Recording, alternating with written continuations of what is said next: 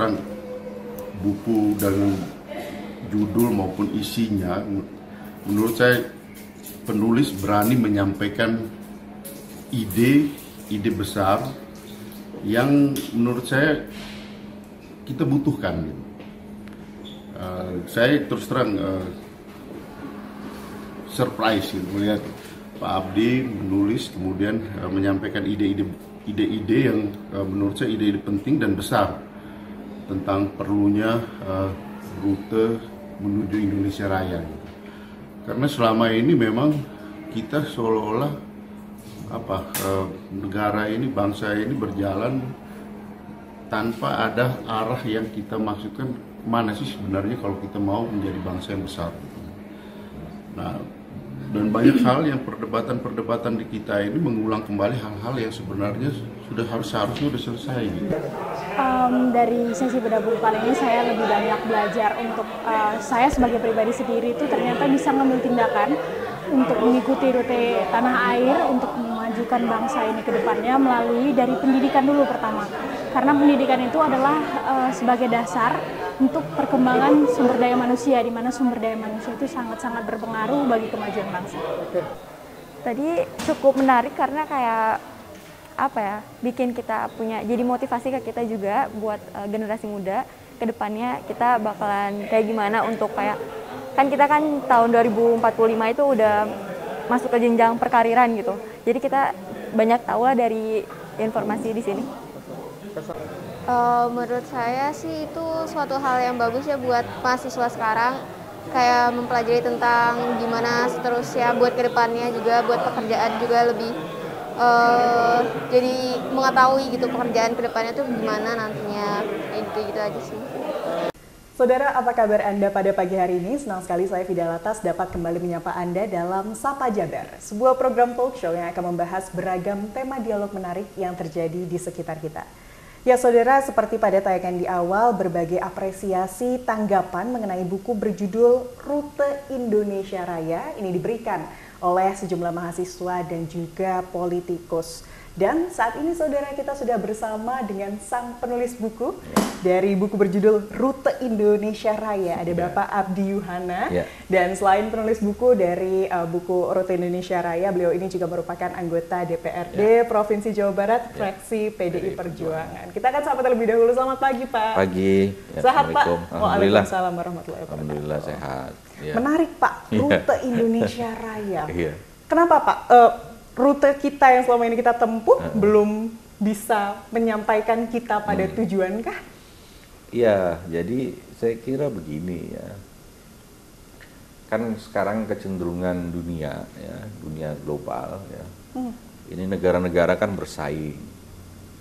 Dan dalam persaingan itu ya sangat terlihat bahwa ada beberapa indikator ya, misalnya terkait dengan kemajuan di bidang ekonomi, lalu kemudian kemajuan dalam bidang riset teknologi yang tentunya di dalamnya ada sumber daya manusia. Nah, saya melihat ya dari apa yang ada di dalam kecenderungan global, ya, nah di Indonesia ada beberapa hal yang saya lihat belum clear, gitu, belum selesai. Ya.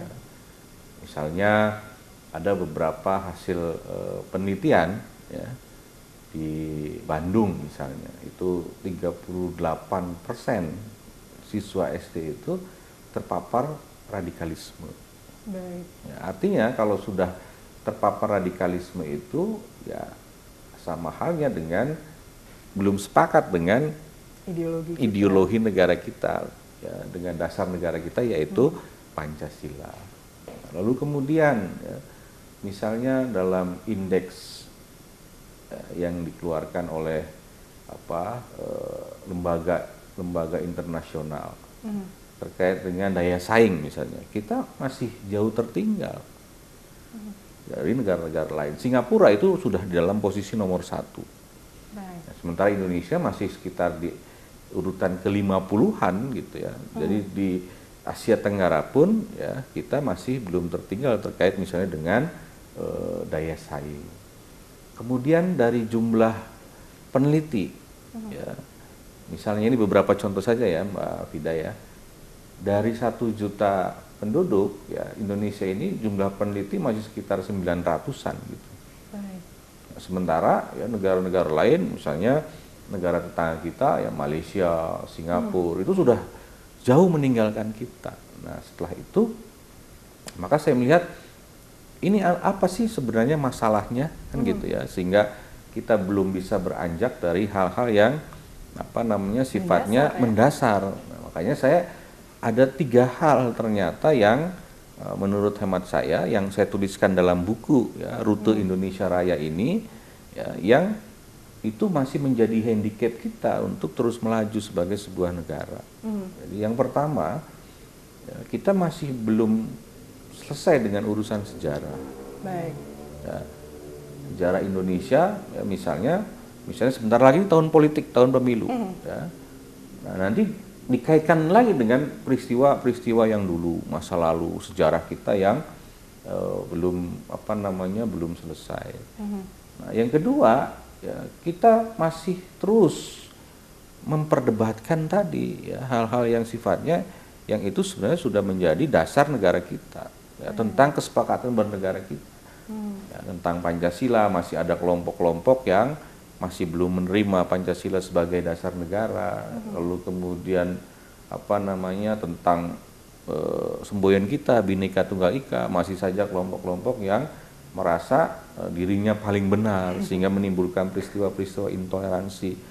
Nah, lalu kemudian yang ketiga, ya, Indonesia ini saya lihat masih ada suasana euforia demokrasi. Ya.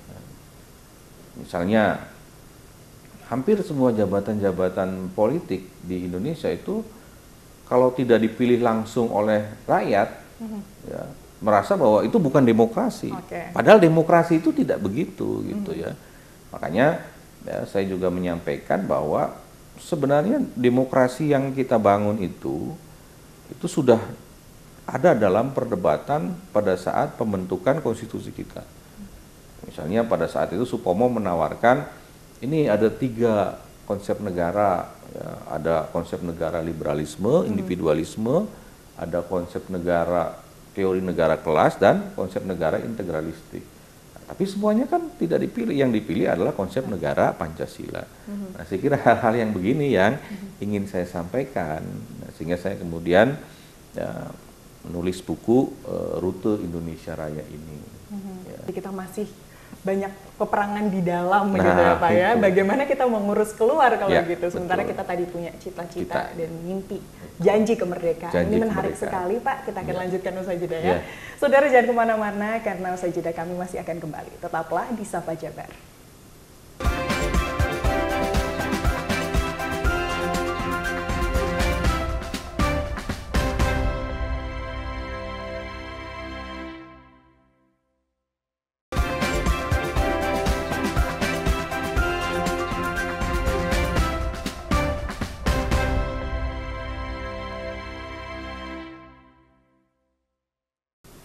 Saudara, terima kasih Anda masih bersama kami dalam Sapa Jabar. Bagi Anda yang baru bergabung, kami pada pagi hari ini masih membahas terkait buku Rute Indonesia Raya. Dan tentunya masih bersama dengan sang penulis, ada Bapak Abi Yuhana, yang juga merupakan anggota DPRD Provinsi Jawa Barat, fraksi PDIP. Pak, menarik sekali tadi bagaimana kemudian kita punya cita-cita bangsa yang besar. Ya, betul. Tapi sudah hampir 100 tahun kemerdekaan mungkin ini ya, tapi kita masih banyak perdebatan di antara masyarakat sendiri begitu ya.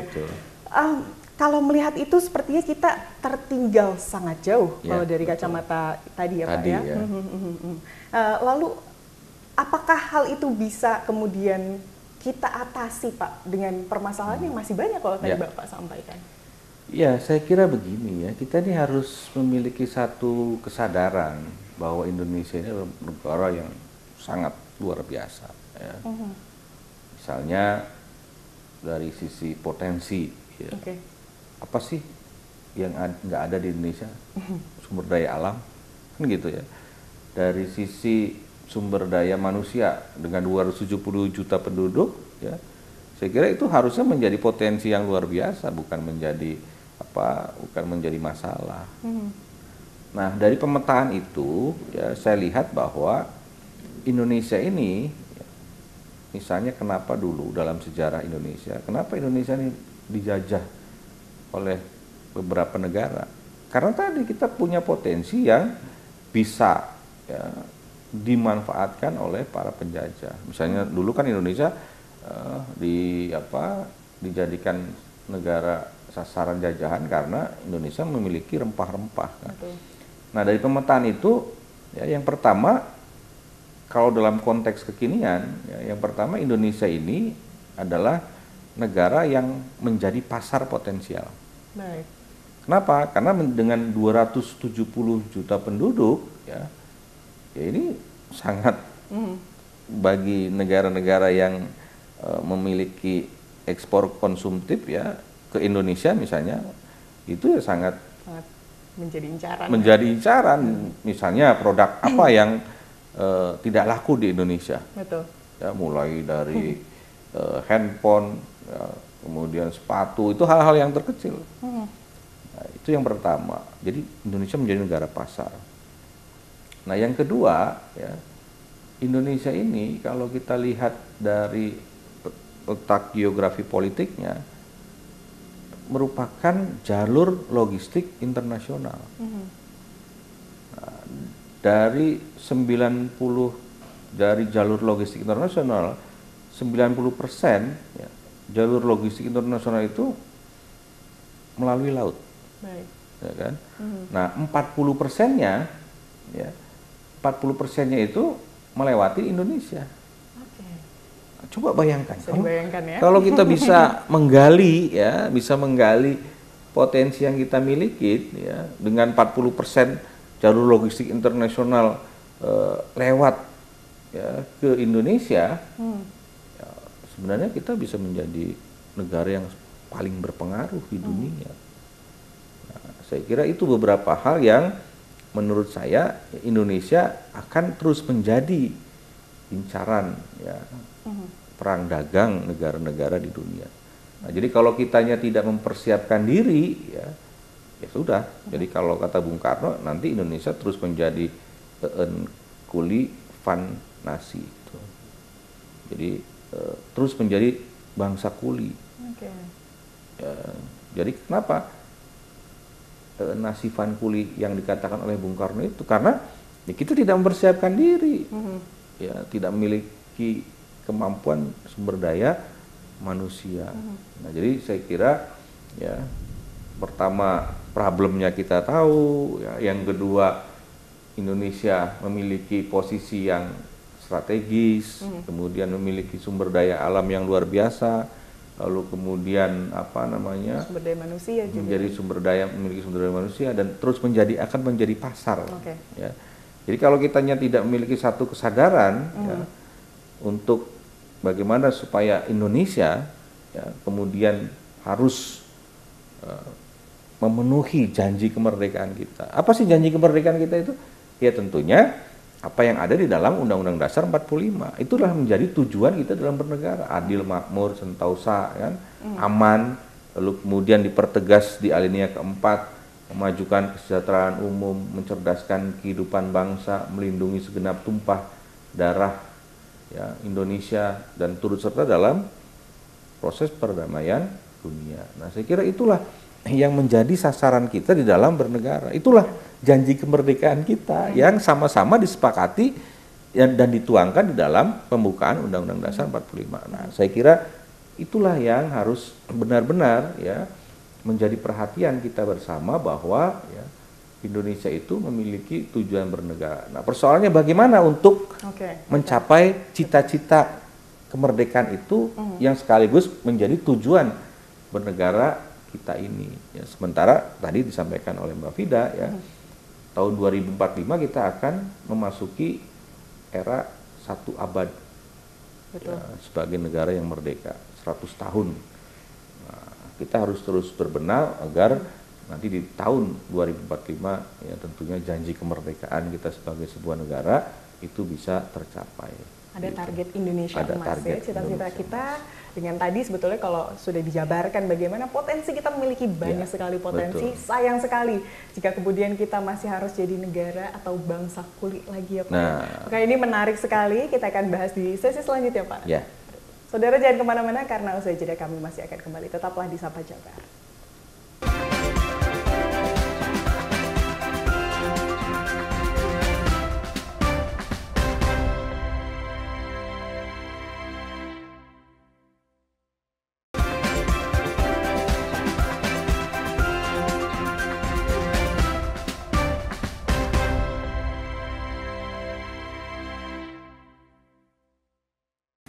Saudara, terima kasih Anda masih bersama kami dalam Sapa Jabar. Bagi Anda yang baru bergabung, kami masih membahas terkait buku Rute Indonesia Raya bersama sang penulis Bapak Abdi Yohana. Pak, kita lanjutkan perbincangan kita. Tadi sudah banyak sekali, kemudian posisi kita saat ini di mana? Sudah dijelaskan. Lalu apa challenge-nya? Banyak tadi yang disebutkan. Tentunya yang paling intinya adalah bagaimana kemudian atau rute seperti apa yang perlu kita tempuh untuk kemudian mencapai tadi cita-cita dan juga janji kemerdekaan kita. Ya, jadi sebuah perubahan ya dimanapun di dunia ini itu bisa terjadi karena gagasan, Betul. karena ide, ya, karena konsepsi. Ya, misalnya dulu ya, dunia berubah dengan ditemukannya mesin uap oleh James Watt. Lalu kemudian berubah lagi dunia ketika ditemukannya listrik oleh Michael Faraday. Lalu kemudian berubah lagi dunia pada saat ditemukannya komputer. Nah, karena ide, karena gagasan. Nah, sehingga saya menawarkan ya gagasan, ide ya, berupa visi kebangsaan. Jadi ini adalah konsepsi, ya, gagasan, cara pandang kita di dalam ya, melihat Indonesia. Nah, visi kebangsaan yang saya maksudkan adalah ini tadi Mbak ya, Rute Indonesia Raya yang saya tuangkan di dalam sebuah buku. Nah, buku ini bercerita ya, yang saya tuliskan ini, konsep ini, ya, gagasan ini, bahwa saya andaikan bahwa di dalam sebuah kita melakukan perjalanan untuk mencapai satu tujuan, maka yang harus kita pahami itu kan adalah kita harus memahami rutenya dulu supaya sampai. Nah, sama halnya di dalam bernegara. Ya, jadi kalau misalnya tahapan jalan yang ditempuh, jalan yang dilalui itu tidak benar atau salah, ya kita tidak akan sampai pada tujuan bernegara. Nah, oleh karena itu, ya, di dalam buku ini saya jelaskan bahwa yang pertama, ya, kita harus membangun peradaban bangsa yang di dalamnya di situ ada bagaimana kita mencoba mengclearkan sejarah. Ya. Kenapa? Karena sejarah ini penting. Ya, jadi ada beberapa negara di dunia ketika sejarahnya belum selesai, ya bahkan ya itu terus akan menjadi halangan, handicap ya dalam terus bernegara. Itu pun terlihat di kita saat ini ya Pak ya. Contohnya misalnya Uni Soviet ya sekarang sudah terbelah menjadi beberapa negara karena mereka tidak memahami sejarah. Yugoslavia ya. Nah, Indonesia punya sejarah ya, yang sangat luar biasa, maka harus kita clearkan. Itu yang pertama. Yang kedua, ya tentunya yang tidak bisa kita tolak dan kita bisa hindari adalah bagaimana membangun sumber daya manusia. Ya. Sekarang coba kita bandingkan ya, negara-negara yang menopang dengan sumber daya manusia, misalnya Korsel, RRC, Singapura, ya, kemudian Jepang.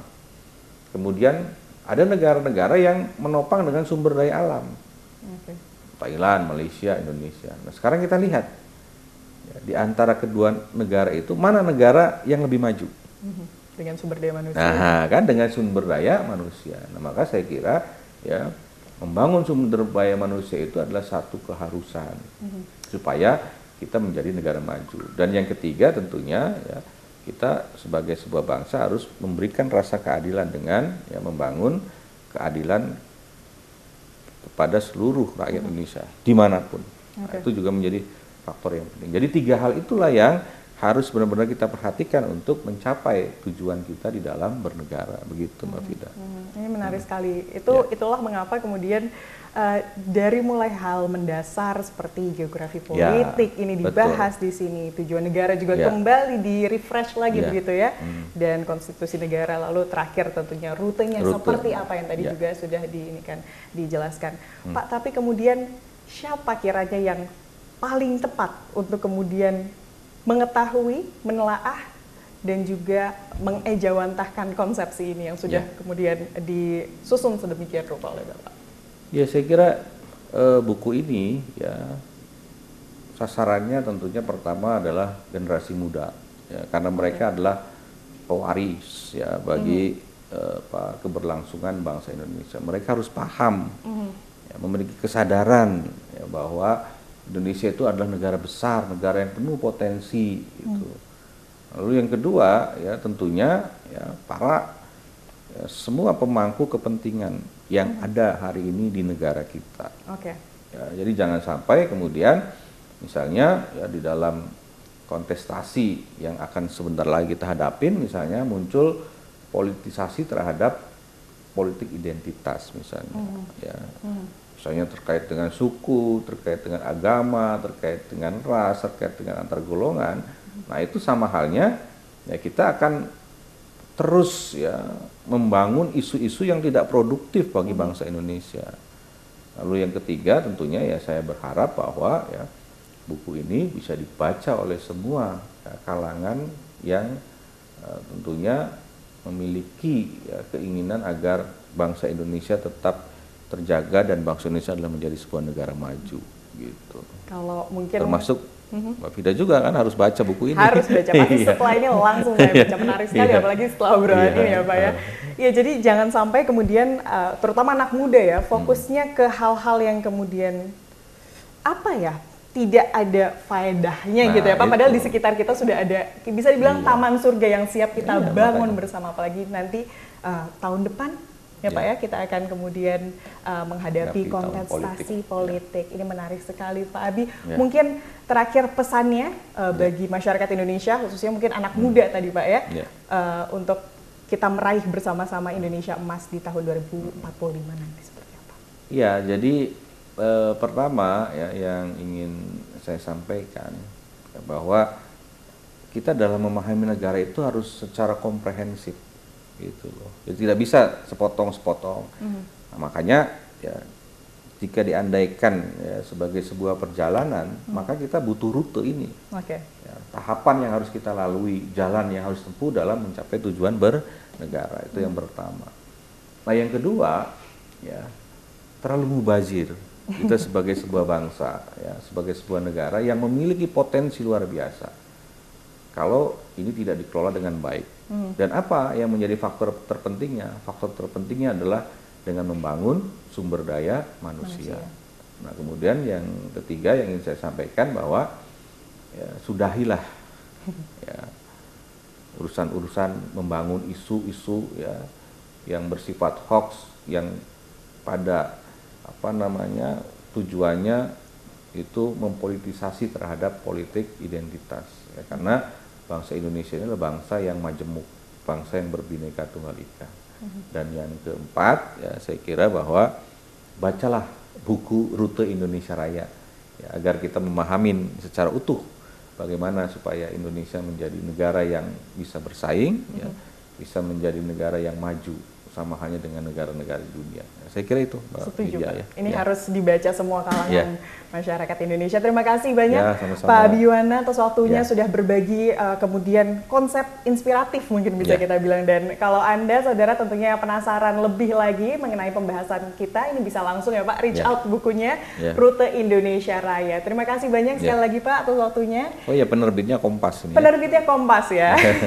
Sekaligus kita promosikan ya. Baik, terima kasih Pak. Sekali lagi kami juga ucapkan terima kasih kepada Anda saudara karena telah bersama kami selama 30 menit ke belakang. Akhir kata saya Fida Latas beserta kru yang bertugas mengucapkan terima kasih dan selamat beraktivitas.